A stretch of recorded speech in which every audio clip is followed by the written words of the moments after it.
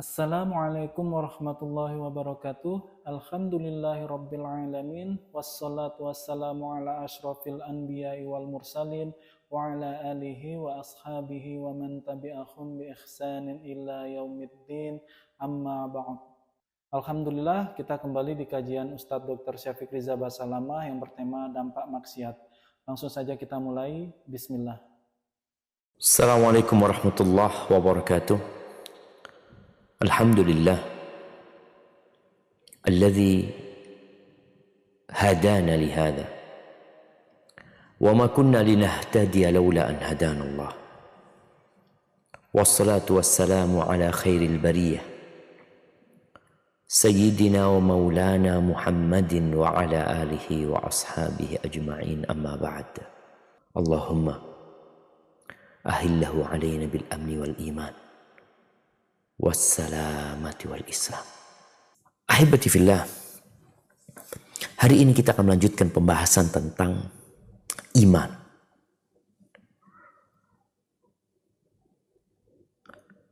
Di pembahasan sebelumnya telah diceritakan bagaimana dampak dosa besar kepada keimanan seseorang. Kita tahu Ahlus Sunnah wal Jamaah berpendapat bahwasanya iman itu adalah keyakinan dengan hati, pengakuan dengan hati, kemudian ikrar dengan lisan, dan berbuat dengan raga. Itu iman. Dan iman itu dapat bertambah dan berkurang. Ternyata ada kelompok-kelompok, sekte-sekte dalam Islam yang menyimpang dari manhaj ahli sunnati wal jamaah. Seperti Murji'ah yang berpendapat bahwa iman itu nggak bisa bertambah dan berkurang. Ya tetap iman itu gitu. Iman itu tetap. Maksiat juga tidak dapat mengotorinya. Dia berpendapat bahwasanya kekafiran tidak dapat disucikan dengan ketaatan, sebagaimana kemaksiatan nggak bisa mengotori keimanan. Ya udah, imannya kita dengan imannya sahabat sama. Itu pendapat Murji'ah. Sedangkan pendapat Mu'tazilah dan Khawarij, iman itu satu. Dia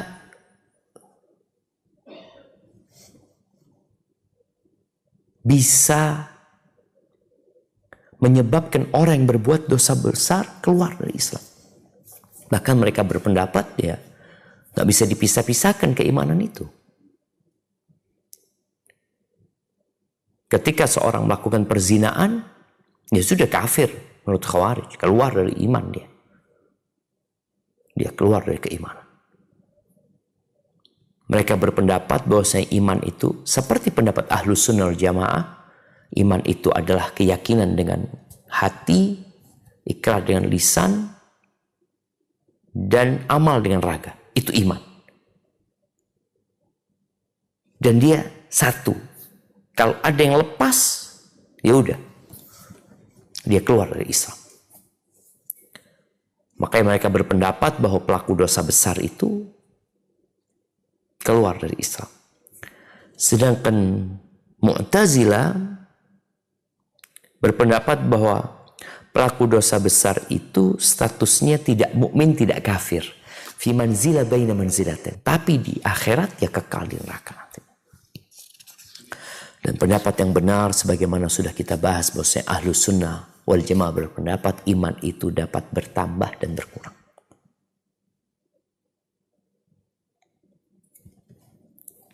Bertambah dengan ketaatan, berkurang dengan kemaksiatan.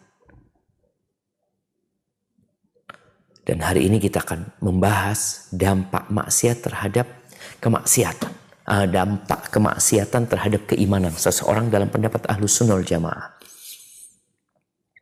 Siapa yang tidak berbuat dosa? hampir setiap hari. Boleh jadi tiap hari kita berbuat kemaksiatan. Dan dosa itu terbagi menjadi dua, ada dosa besar dan dosa kecil. Sebagian yang sudah belajar ngerti, oh ini dosa besar, ini dosa kecil. Sehingga dia berusaha meninggalkan dosa besar, tapi namanya dosa kecil kadangkala ya terjebak di dalam dosa tersebut. Tapi yang gak belajar, dosa besar dianggap dosa kecil.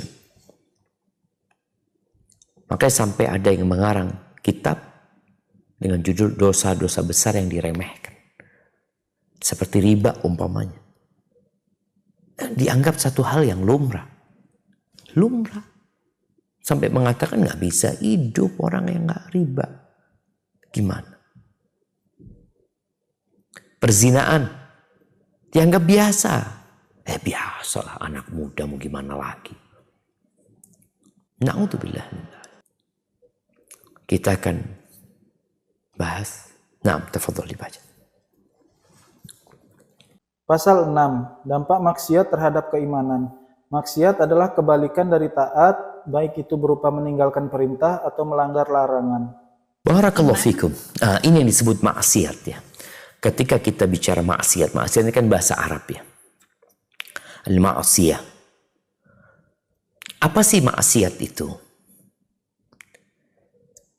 Maksiat ini disebutkan, ya maksiat itu lawannya ketaatan.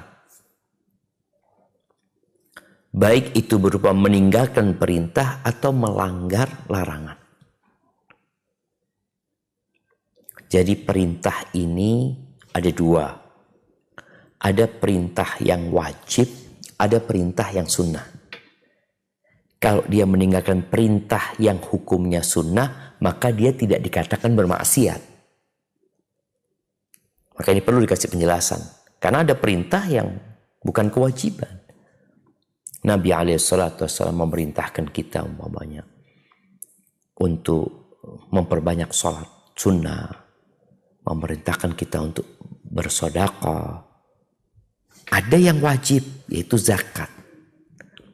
Seorang ketika tidak bersedekah, tapi dia melaksanakan kewajiban dia mengeluarkan zakat, maka dia tidak dikatakan bermaksiat. Ini pendapat yang rajih, karena dia kewajibannya dilaksanakan gitu. Tapi yang sunnah dia tinggalkan, dia merugi. Tapi tidak sampai dikatakan dia bermaksiat. Melanggar larangan, larangan ini juga ada dua macam. Ada larangan yang sampai tingkat haram, ada larangan yang hanya makruh. Contoh sekarang, hadis Nabi SAW, naha Rasulullah SAW an bai'is sinnaur. Rasulullah SAW melarang jual beli kucing.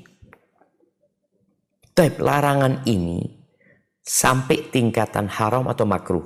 Asalnya larangan itu ya haram gitu loh. Tapi ketika ada qarina, ada indikasi lain yang menyebabkan dia jadinya makruh. Nggak sampai ke tingkatan haram. Ketika yang berpendapat haram, maka jual beli kucing haram. Berarti engkau bermaksiat kepada Allah Azza wa Jalla. Tapi ketika yang berpendapat itu makruh, maka tidak dikatakan bermaksiat. Karena larangan itu kalau ditinggalkan dia dapat pahala, kalau dilakukan dia merugi. Tapi dia nggak berdosa, nggak dicatat dosa. Cuma dia rugi.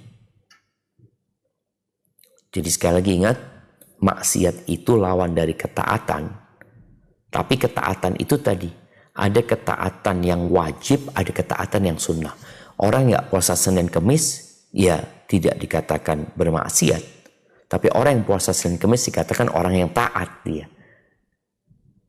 Dan kita juga sudah bahas bahwasanya tidak ada amalan yang lebih dicintai Allah daripada yang wajib-wajib. Kemudian ada hamba yang terus mendekatkan diri kepada Allah dengan yang sunnah-sunnah, dengan yang anjuran-anjuran. Sampai Allah cinta kepada dia. Kita perlu belajar mana yang wajib, mana yang sunnah. Supaya apa? Supaya jangan sampai kita sibuk dengan yang sunnah, yang wajib ditinggalin. Ada pertanyaan, Ana punya keluarga Ustadz yang Masya Allah, dia rajin berdakwah, menyampaikan agama Allah. Dia berangkat dari satu kota ke kota lainnya, tapi istrinya nggak dikasih nafkah. Seorang yang nggak belajar, dia akan berpikir, loh ana taat sama Allah, ana menyampaikan agama Allah. Loh tapi engkau punya kewajiban yang kau tinggalkan. Sedangkan dakwah ini kalau sudah ada orang lain yang menyampaikan, engkau jadi nggak wajib. Karena termasuk fardu kifayah umpamanya. Seperti mengurus jenazah, nggak semua orang memandikan jenazah. Nggak semua orang memakamkan jenazah. Apakah orang yang tidak ikut memakamkan jenazah dosa? Oh, enggak, karena sudah ada yang melaksanakan.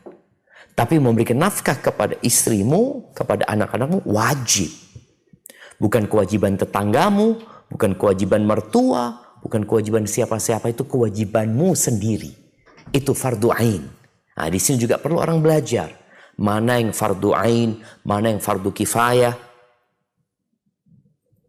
Sehingga orang jangan sampai dia melakukan ketaatan, tapi dia meninggalkan kewajiban. Melakukan yang anjuran, yang wajib ditinggalkan. Maka dia bermaksiat.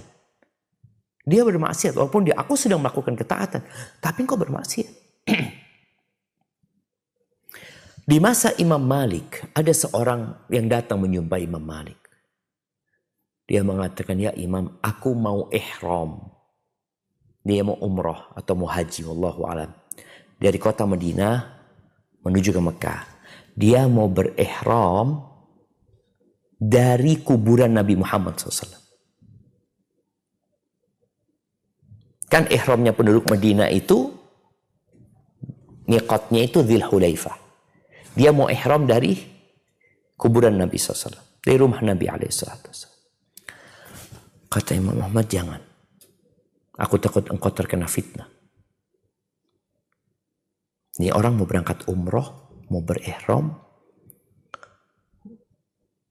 Kata Imam Malik, aku takut kau terkena fitnah. Kata, ayo fitnah, orang cuma beberapa kilo jaraknya, nggak jauh gitu loh antara kuburan Nabi SAW dengan miqat itu cuma 11 kilo kira-kira. Iya, aku takut engkau berpendapat melakukan suatu hal yang afdol, yang lebih utama. Nabi nggak pernah melakukan, tapi engkau lakukan itu. Sahabat nggak pernah melakukan, engkau lakukan itu. Di sini engkau terkena fitnah. Maka ingat, yang namanya maksiat itu meninggalkan yang wajib, mengerjakan yang haram. Meninggalkan. Kalau dia meninggalkan yang sunnah, tidak dikatakan bermaksiat.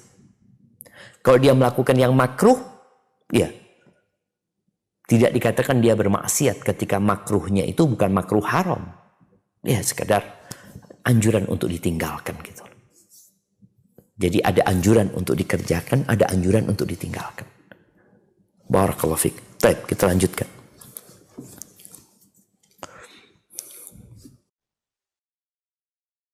Iman, sebagaimana dijelaskan memiliki 70 sekian cabang, yang tertinggi adalah ucapan La ilaha illallah, dan yang terendah ialah menyingkirkan bahaya dari tengah jalan. Besar dan kadar cabang-cabang iman, baik yang berupa menjalankan perintah maupun menjauhi larangan, tidaklah sama. Demikian maksiat, keluar dari ketaatan ia juga berbeda-beda. Barakallahu fikum. Iya, iman itu 70 lebih cabangnya. Dia seperti pohon, ada cabangnya. Yang paling tinggi puncaknya itu adalah La ilaha illallah. Yang paling rendah imatatul adza anit thariq.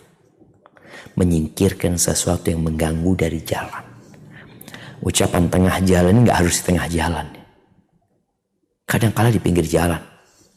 Tapi hal itu membahayakan. Maka singkirkan hal itu. Itu termasuk iman. Dan disebutkan besar dan kadang cabang-cabang iman itu tidak sama.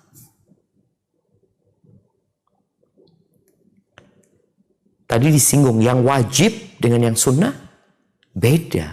Allah lebih cinta dengan yang wajib. Kemudian Yang wajib pun, sholat yang 5 waktu, itu nggak sama ya, sholat subuh sama sholat zuhur, itu nggak sama. Karena semakin tingkat kesulitan dan kepayahannya itu tinggi, semakin besar pahalanya. Sholat asar beda sama sholat zuhur. Ketika Allah Azza wa Jalla mengatakan hafidhu ala salawat wa salatil wusta wa qumu lillahi qanitin. Kalian jagalah sholat yang 5 waktu itu. Sholat itu dijaga. Dan sholat pertengahan. Nah, di antara makna sholat wusta ini adalah sholat asar. Berbeda dengan sholat maghrib. Itu kalau kita bicara ketaatan, ketaatan pun bertingkat-tingkat. Yang wajib pun bertingkat-tingkat. Ketika berbagi, orang bersodakoh, beda loh. Dia bersodakoh kepada kerabatnya dan bersodakoh kepada orang jauh. Berbeda. Sama-sama sodakoh. Nilainya sama, dia 100.000. Makanya ketika Nabi SAW mengatakan, kalau engkau berikan kepada kerabatmu, itu nilainya sodakatun wasilah. Engkau sodakoh dan engkau menyambung rahim. Tapi kamu berikan kepada fakir miskin, ya sudah sodakoh aja gitu. Nah, barakallahu fikum. Kemudian begitu pula kemaksiatan. Nggak sama. Berzina perbuatan dosa. Tapi berzina sama mahram lebih dosa.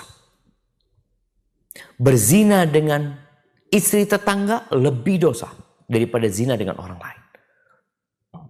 Mencuri berdosa. Mencuri dari rumah tetangga lebih lagi dosanya. Berbohong dosa. Maksiat berbohong itu. Tapi seorang raja yang berbohong, seorang pemimpin yang berdusta, beda dengan rakyat yang berdusta. Padahal sama-sama dusta. Jadi bertingkat-tingkat. Ada yang tergantung tempatnya, ada yang tergantung waktunya, ada yang tergantung kondisi dia. Berbuat dosa di tanah haram nggak sama dengan berbuat dosa di luar tanah haram. Kita disuruh meninggalkan perbuatan dosa. Bertakwa kepada Allah dimanapun kita berada. Tapi kita sedang belajar nih. Supaya kita semakin takut. Jadi tobatnya beda. Kau berbuat dosa di bulan Sya'ban dengan kau berbuat dosa di bulan Ramadan. Makanya seorang yang menghubungi istrinya, bayangin ya. Dia menghubungi istrinya di puasa sunnah gak apa-apa. Batal puasa dia. Tapi dia menghubungi istrinya di puasa wajib di bulan Ramadan. Subhanallah. Yang merupakan ketaatan yang Nabi SAW mengatakan wa fi bud'i ahadikum sadaqah, kalian menghubungin istri kalian dapat pahala sedekah. Tapi kalau kau lakukan di siang hari di bulan Ramadan, kau harus puasa 2 bulan berturut-turut mengganti 1 hari puasa yang kau rusak dengan berjiwa. Bayang. Bertingkat-tingkat perbuatan dosa itu. Nah, lanjutkan. Apabila kemaksiatan berupa pengingkaran dan pendustaan, maka ia dapat membatalkan keimanan sebagaimana penjelasan Allah tentang Fir'aun di dalam firman-Nya. A'udzu billahi minasyaitonir rajim. Fakadzdzaba wa 'asa. Tetapi Fir'aun mendustakan dan mendurhakai. An-Naziat ayat 21. Barakallahu fiik. Baik, di sini ada yang namanya ingkar. Juhud ya. Apabila kemaksiatannya berupa mengingkari dan mendustakan, maka ia dapat membatalkan keimanan. Artinya contohnya, dia nggak sholat dengan orang yang mengingkari sholat.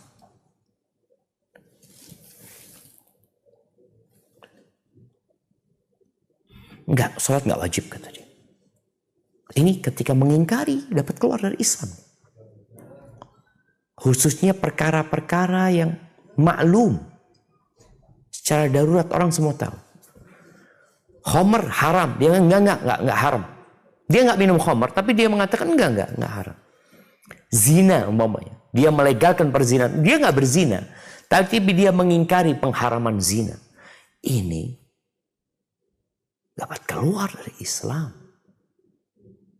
ketika dia mengingkari. Jadi bentuk kemaksiatan itu mengingkari yang wajib atau mengingkari yang haram.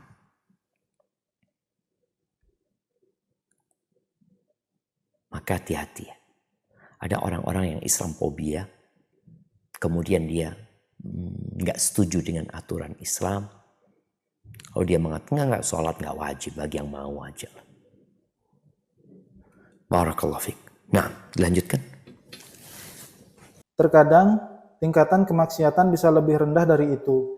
Kemaksiatan tersebut tidak menyebabkan pelakunya keluar dari iman, tetapi ia menodai kesempurnaannya, kurang atau rusak. Barakallahu fiik. Nah, tadi ada kemaksiatan yang mengeluarkan orang tersebut dari Islam, dari keimanan. Karena ada unsur pendustaan ya. Ini salah satu contoh. Ada yang tidak. Nggak sampai dia keluar dari Islam, tapi imannya ternodai. Makanya kalau kita melihat hari akhir, ketika Allah Azza wa Jalla membangkitkan manusia dari kuburnya, kemudian mereka tenggelam dalam keringat mereka di saat matahari didekatkan kepada mereka. Apa kata Nabi SAW? Kullun biqadri amali. Semua sesuai dengan kadar amalannya. Makanya ada keringatnya yang sampai ke mulutnya, ada yang sampai tenggelam dalam keringatnya, ada yang sampai ke dadanya, ada yang sampai ke pinggulnya, ada yang sampai ke betisnya, ke lututnya. Semua sesuai dengan amalannya. Itu sebagai hukuman. Tidak sampai keluar dari Islam, tapi tetap berdampak. Nanti di akhiran akan membahas sedikit tentang dampak keimanan atau dampak kemaksiatan dalam kehidupan pribadi muslim. Merusak keimanan dia. Mengurangi tapi tidak sampai mengeluarkan dari Islam. Jadi mengurangi kesempurnaannya tapi tidak sampai menghilangkan keimanan dia. Ini bicara dampak dari kemaksiatan yang kita lakukan. Baik itu dosa besar atau dosa kecil. Seorang yang melakukan riba nggak kafir. Enggak. Tapi berdampak kepada keimanannya. Seorang yang na'udzubillah dia melakukan riswah, suap menyuap umpamanya. Oh, dosa besar. Tapi nggak sampai keluar dari Islam. Lanjutkan. Barang siapa yang melakukan dosa besar seperti berzina, mencuri, meminum khamar, atau selainnya, tanpa meyakini kehalalannya, maka khasyah atau rasa takut, kekhusyuan dan cahaya yang ada di dalam hatinya akan hilang. Meskipun di dalamnya masih ada akar pembenaran, apabila ia kembali kepada Allah dan beramal soleh, maka cahaya dan khasyahnya akan kembali lagi kepadanya.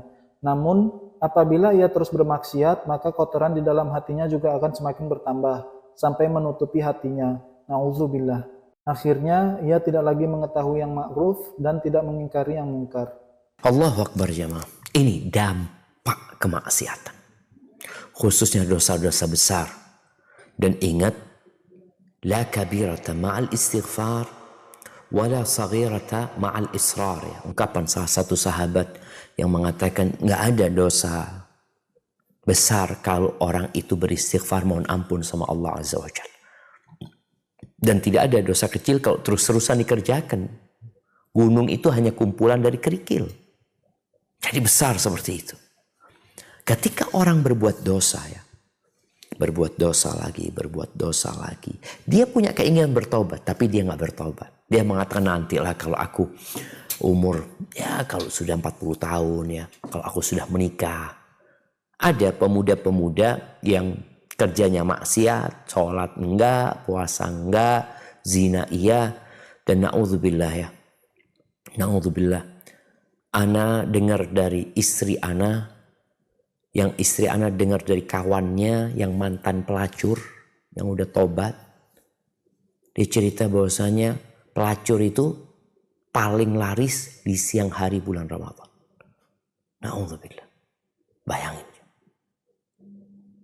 Karena istri nggak mau melayani suaminya.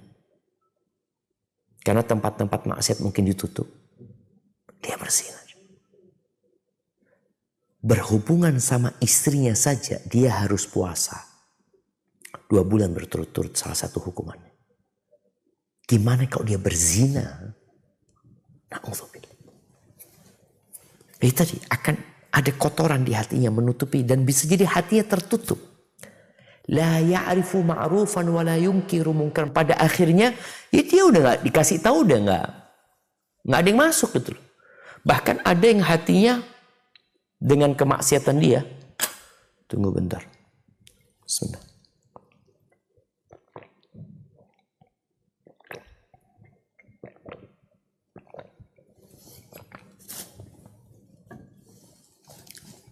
Hatinya seperti gelas nih, ngebalik. Nggak lagi dia tahu kebaikan. Kasih nasihat, dipanggilkan ustadz, diajak umroh, diajak haji. Bayangkan seperti gelas yang terbalik. Mau disiramin satu mobil tangki 50.000 liter, nggak ada yang masuk. Kalau masih kotor, dia belum kebalik ya, masih kotor masih ada lah. Tapi ada juga yang kotornya udah numpuk gitu loh. Mau dikasih, aduh masuk dikit ya. Boleh jadi udah full dengan dosa, belum kebalik, full dengan dosa, tapi udah nggak bisa dikasih tahu. Sampai dikatakan la ya'rifu ma'rufan, dia nggak tahu yang baik dan mana yang buruk lagi. Buat dia ya semuanya sama. Na'udzubillah min dzalik. Maka jangan meremehkan dosa. Semua punya keinginan untuk bertobat biasanya. Tapi ada kondisi nanti engkau udah gak bisa tobat. Mau tapi udah terikat, terbelenggu dengan dosa-dosanya.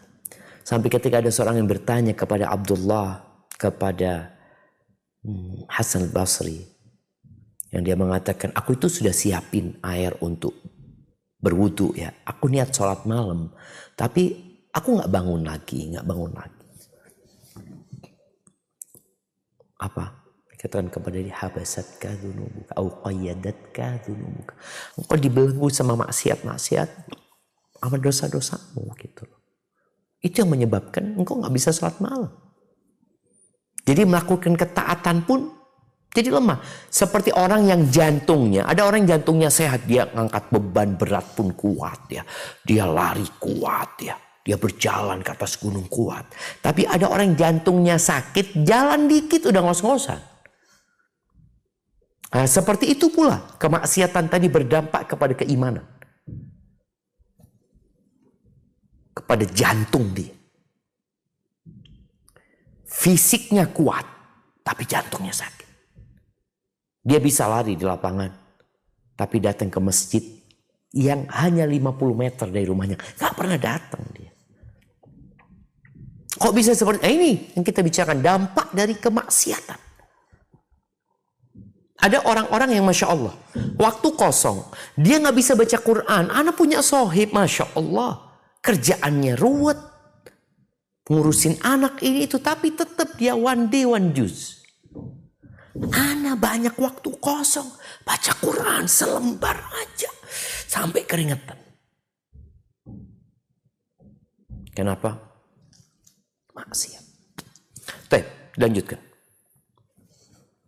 Imam Ahmad dan selainnya meriwayatkan dari Abu Hurairah radhiyallahu anhu, ia berkata bahwa Rasulullah Shallallahu alaihi wasallam bersabda, apabila seorang mukmin berbuat dosa, dosa itu akan menjadi noktah hitam di hatinya.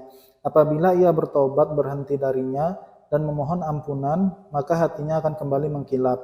Namun bila dosanya bertambah, maka noktah hitam itu juga akan semakin bertambah dan menutupi hatinya.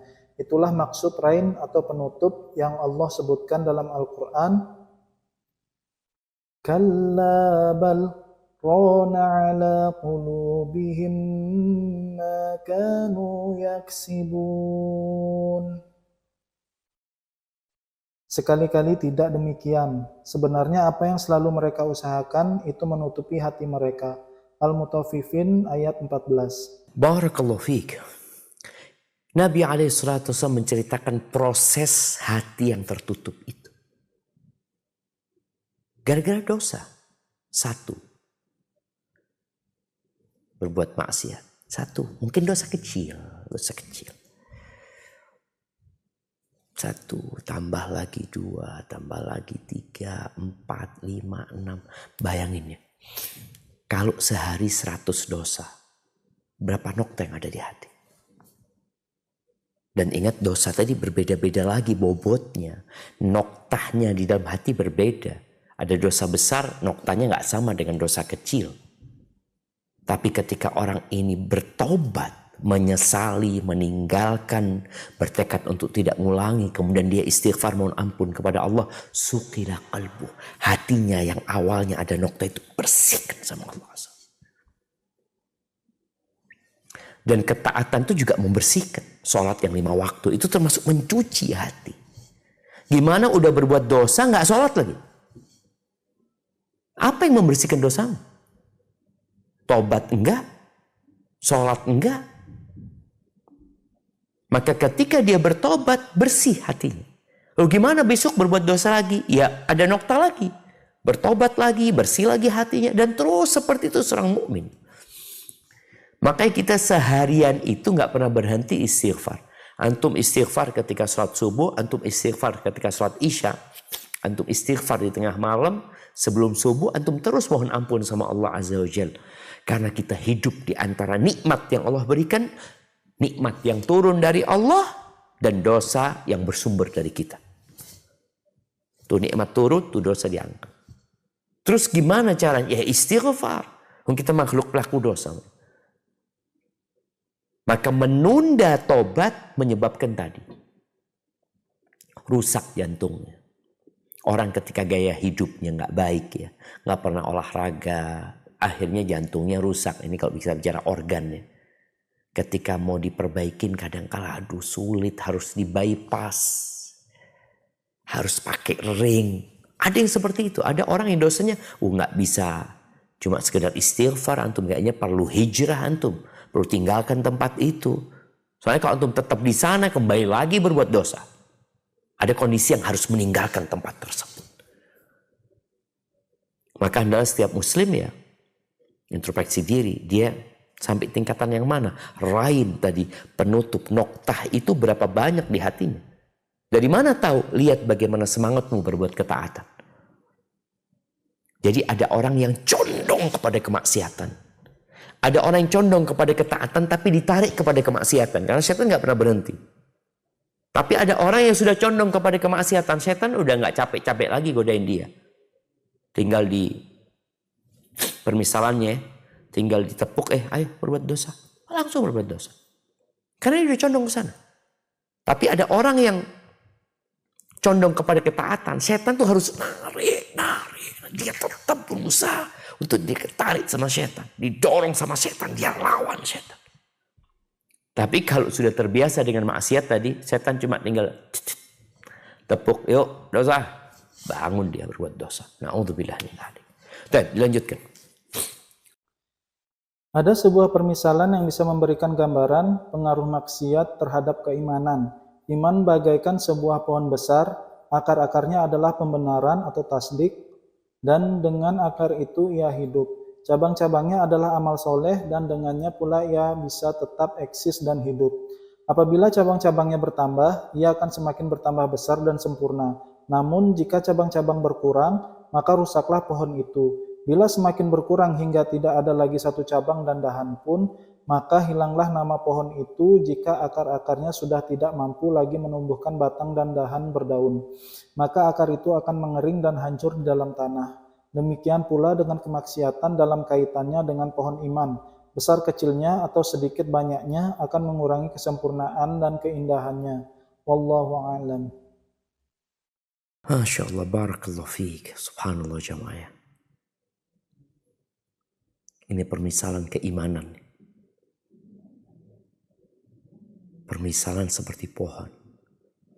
Di Quran disebutkan, wa mathalu kalimatin thayyibatin kasyajaratin thayyibah asluha thabit wa far'uha fis sama. Permisalan kalimat yang baik itu, keimanan, kalimat la ilaha illallah, itu seperti pohon yang akarnya menghujam ke dalam tanah, yang cabangnya ke langit, jemaah. Tu'ti ukulah kullah ini bi'idznillah. Yang terus buahnya. Semakin banyak cabangnya, semakin banyak buahnya. Maka kita lihat ya, pohon yang minimalis ya, pohon yang kecil yang di pot umpamanya, ya pohon mangga, buah dia. Tapi berapa buahnya? Lihat pohon mangga yang besar dahannya, cabangnya banyak.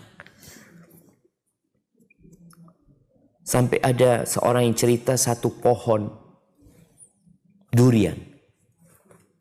Itu buahnya 4.000. Ya, semoga Anda nggak salah. Ada seorang ustadz cerita. Besar, cabangnya kemana-mana. Nah, gitulah keimanan kira-kira. Ketika keimanan itu semakin kuat ya, akarnya tadi, al-iqrar ya. Al-iqrar, jadi tasdik ini mungkin diganti dengan iqrar sebenarnya, yaitu keyakinan yang penuh dengan ketenangan ya, penuh dengan keridhaan. Maka pohon itu jadi kuat. Tapi kalau engkau berbuat maksiat, nah ini dampaknya. Pernah melihat pohon yang mati? Pohon itu kita ngelihat belum mati ya. Kita masih ada hijau-hijau, masih muncul hijau-hijau. Nanti kita datang lagi, habis sudah, kering sudah. Begitu pula keimanan. Dia bisa kering, orang bisa jadi murtad pada akhirnya. Maka perhatikan pohonmu. Seperti apa pohonmu? Apakah sudah memberikan buah? Apakah cabangnya bertambah? Atau sebagian cabang itu sudah kering? Kita lihat ya, ada cabang-cabang yang satu saat jadi kering dia. Orang kadang-kadang mau pegangan tahu-tahu jatuh karena dahannya udah kering. Maka perbanyak istighfar, mohon ampun kepada Allah Azza wa Jalla. Ahibati fillah, kemaksiatan ini membawa dampak negatif kepada kehidupan seseorang. Tadi cabang-cabang itu jadi mati. Jadi layu pohon tersebut dan boleh jadi mematikan pohon itu. Di antara dampak dari kemaksiatan kepada kehidupan seseorang sebagaimana disebutkan oleh Ibnu Qayyim rahimahullahu ta'ala, yang pertama diharamkan dari ilmu. Dihalangi dari ilmu agama. Kenapa? Karena ilmu itu cahaya yang Allah letakkan di hati, dan kemaksiatan itu mematikan cahaya tersebut. Maka dikatakan ketika Imam Syafi'i rahimahullahu ta'ala belajar sama gurunya Imam Malik, dan Imam Malik takjub dengan bacaan Imam Syafi'i, dengan kepiawaian dan kecerdasan Imam Syafi'i. Lalu beliau mengatakan, Inni arallaha qad alqa ala qalbika nuran. Aku melihat Allah sudah melemparkan cahaya di dalam hatimu. Fala tutfi'hu bidzulmatil ma'siyah. Jangan engkau padamkan dengan kegelapan kemaksiatan. Maka kalau ada orang-orang yang susah belajar, baca buku bermanfaat susah, dengarkan kajian bermanfaat susah, datang kajian, duduk di majelis ilmu, tapi pikirannya kemana-mana. Kadang-kala dia duduk di majelis ilmu, tapi dia tidur, main HP. Ini kita lihat siapa. Apa penyebabnya? Kok orang lain bisa menulis, orang lain bisa mencatat, orang lain dapat manfaat, pulang bertambah keimanannya. Engkau pulang gak dapat apa-apa. Hanya meramaikan suasana.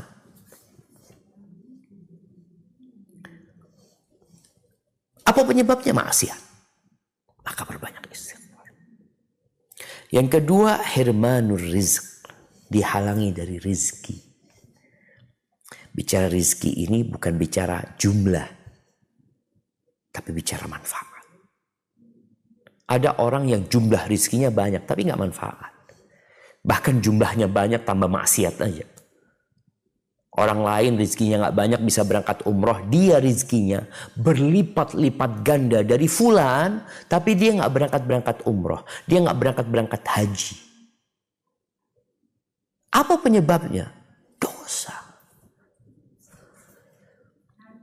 Kata Rasul sallallahu alaihi wasallam dalam hadis riwayat Ibnu Majah, "Innar rajula la yuhramur rizqa bidzambi yusibu." Sesungguhnya orang benar-benar dihalangi dari rizki gara-gara dosa yang dilakukan. Tambah rizkinya, tambah banyak pengeluarannya. Keluar ke sana, keluar ke sini, bingung gak jadi apa-apa. Apa penyebabnya? Maksiat. Maka ketika engkau bertambah hartamu, kemudian bertambah lagi hartamu, orang bicara, Masya Allah banyak banget rezekinya orang ini. Dia dihalangi dari rezeki. Umrah nggak bisa. Nggak bisa. Ketika punya rezeki dia berpikir, oh saya akan beli tanah. Saya akan buka usaha. Saya akan. Dihalangi dari manfaat rezeki tersebut. Padahal kita tahu bahwasanya haji itu kewajiban buat yang mampu. Allah berikan kemampuan kepada dia. Allah berikan rezeki kepada dia. Tapi dia nggak dapat manfaat dari rezekinya. Itu maksiat. Kemudian yang ketiga, akan kesepian orang ini. Akan terjadi kengeringannya. Apa ya, hubungan yang gak nyaman antara dia sama Allah Azza wa Jalla dan antara dia dengan manusia. Dia gak tahu, sibuk dengan dirinya sendiri. Dia beribadah kepada Allah juga tidak merasakan kenikmatan.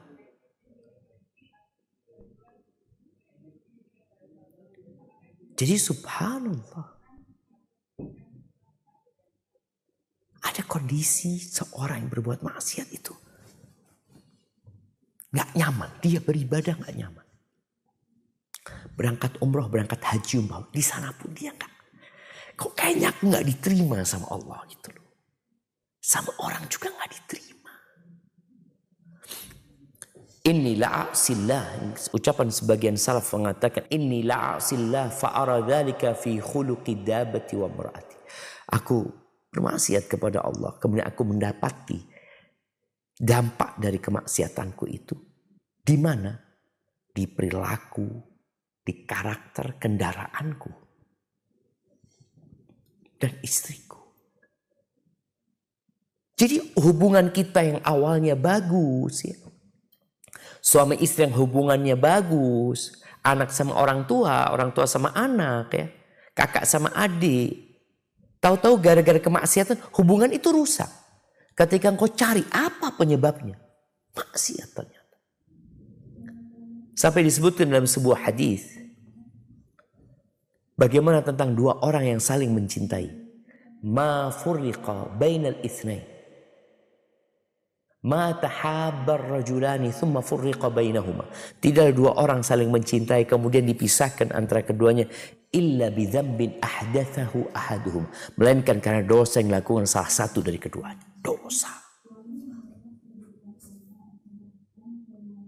Maka lihat, orang yang tidak bisa mendapatkan ilmu, orang yang dihalangi dari manfaat rezekinya, orang yang terjadi kengerian antara dia dengan Allah dan dia nggak nyaman beribadah ketika berada di masjid seperti ikan yang keluar dari air. Lihat engkau banyak berbuat maksiat.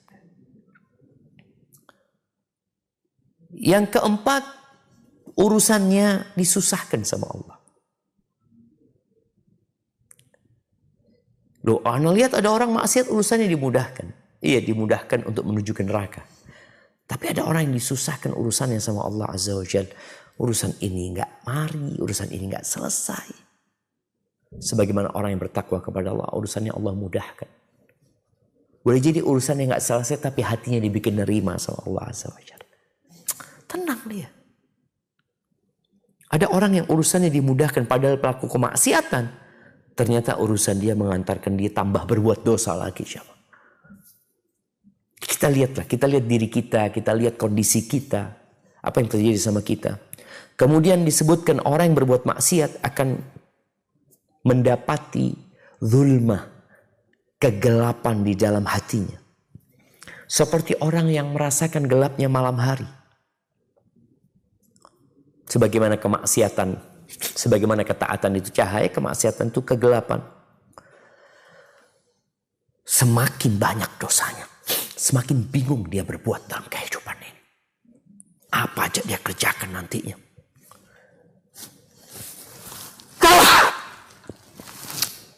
Alhamdulillah. Yahdikumullah yuslih balakum. Kemudian yang keenam, dihalangi dari ketaatannya. Tadi, salah satunya orang berbuat maksiat itu nggak bisa berbuat ketaatan. Sholat malam nggak bisa, puasa sunnah nggak bisa, ngaji nggak bisa, zikir nggak bisa. Zikir cuma mau baca subhanallah bihamdi, subhanallah bihamdi, subhanallah, nggak bisa. Apa penyebabnya? Dosa yang dia lakukan. Nah, disebutkan bahwasanya orang yang berbuat kemaksiatan, dia sulit untuk melakukan ketaatan, dan dosa itu melahirkan dosa. Dosa lagi, dosa lagi, dosa lagi, dosa lagi. Mau berbuat ketaatan udah berat buat dia. Yang ada dosa kerjaan. Kemudian yang kedelapan, kemaksiatan itu membuat semangat hati itu jadi lemah. Keinginan berbuat tobat semakin melemah sampai akhirnya dia udah nggak mau tobat sudah. Dia mungkin istighfar, mungkin tobatnya orang-orang dusta. Lisannya beristighfar tapi hatinya mau mengulangi dosa tersebut. Itu hatinya jadi lemah. Yang awalnya semangat aku akan tobat itu hilang jadinya. Dan yang berbahaya, ketika dia memandang kemaksiatan itu bukan lagi maksiat. Yang awalnya dia benci, akhirnya dia biasa. Seperti yang tadi kita baca ya. Orang itu tidak lagi mengetahui yang ma'ruf dan tidak pula mengingkari yang mungkar. Buat dia semuanya sama aja. Dan yang paling menakutkan tadi ketika ditutup hatinya, dibalik hatinya. Sehingga ya engkau mau minta nasihat dari siapa gitu. Maka yang sekarang terjebak dalam kemaksiatan, segera kembali kepada Allah SWT. Kelezatan ketaatan itu lebih nikmat daripada kemaksiatan. Kenapa? Kelezatan kemaksiatan itu pendek. Bahkan dia melakukan dosa itu dengan hati gak nyaman. Makanya orang yang berzina dengan orang yang menikah berbeda. Orang yang menikah, dia umumkan ke orang-orang. Orang yang berzina, dia sembunyi-sembunyi. Maka ketika seorang melakukan ketaatan itu akan melahirkan ketaatan dan akan terus membuat dia menikmati ketaatan tersebut. Sebagaimana maksiat akan membuat dia menderita. Bahkan ada orang yang melakukan perbuatan maksiat tidak lagi merasakan kelezatan maksiat itu. Kenapa dia terus melakukannya? Udah biasa aja. Kan udah jadi budaya dia berbuat dosa. Na'udzubillah min dzalik. Semoga Allah menjauhkan diri kita dari perbuatan dosa. Barakallahu fiik. Baik, mungkin kita cukupkan di sini. Kita masuk ke sesi tanya jawab. Anda kembalikan ke moderator. Barakallahu fiik. Assalamualaikum Ustaz. Waalaikumsalam warahmatullahi wabarakatuh. Afwan, saya mau bertanya. Jika mencicil rumah melalui KPR dengan akad di awal mengetahui jumlah harga rumah dengan bunga dan kita setuju, apakah itu tetap riba dan dosa besar Ustaz? Jazakallah khair. Masya Allah. Disinilah jamaah ketika kita tahu ada bunganya. Kita tahu ada bunganya. Ada ribanya. Dan kita ridho. Maka kita terlaknat. Maka dilaknat orang yang makan riba dan yang ngasih makan riba. Yang nulis, yang menjadi saksi. Dilaknat. Jadi riba ini akad yang terjadi ridho dengan ridho. Beda dengan merampok. Yang satu nggak ridho. Riba ini ridho sama dia. Dan dia tahu. Engkau tahu kan dari awal? Iya. Cuma akad ini diharamkan. Dilaknat orangnya. Nggak sah akad itu jadinya. Terlarang. Cuma mereka saling ridho. Maka dipikir dengan saling ridho, oh ya sudah jadi halal. Enggak. Engkau melakukan riba. Apalagi engkau jangan setuju, menyetujui akad yang dilaknat sama Allah Azza wa Jalla. Maka segera bertobat kepada Allah Azza wa Jalla. Kalau engkau bisa berlepas diri, lepas diri. Kalau nggak bisa, yang kau bertobat dengan diselesaikan cicilan tersebut. Dan kalau bisa, ribanya dihilangkan. Barakallahu fiik, itu yang dapat kita kaji pada kesempatan kali ini. Kurang lebihnya mohon maaf, yang benar dari Allah Jalla Jalaluhu, yang salah dari diri anak pribadi. Allah dan Rasul terbebaskan dari kesalahan itu. Sampai berjumpa kembali. Semoga senantiasa dalam lindungan ilahi. Subhanakallahumma bihamdika asyhadu an la ilaha illa anta astaghfiruka wa atubu ilaik. Wassalamualaikum warahmatullahi wabarakatuh. Alhamdulillah, selesai sudah kajian kali ini. Mudah-mudahan video kajian ini bermanfaat. Jangan lupa untuk like dan share video ini agar channel ini terus berkembang dan bermanfaat. Kurang lebihnya ana mohon maaf. Subhanakallahumma wa bihamdika asyhadu an la ilaha illa anta astaghfiruka wa atubu ilaik. Wassalamualaikum warahmatullahi wabarakatuh.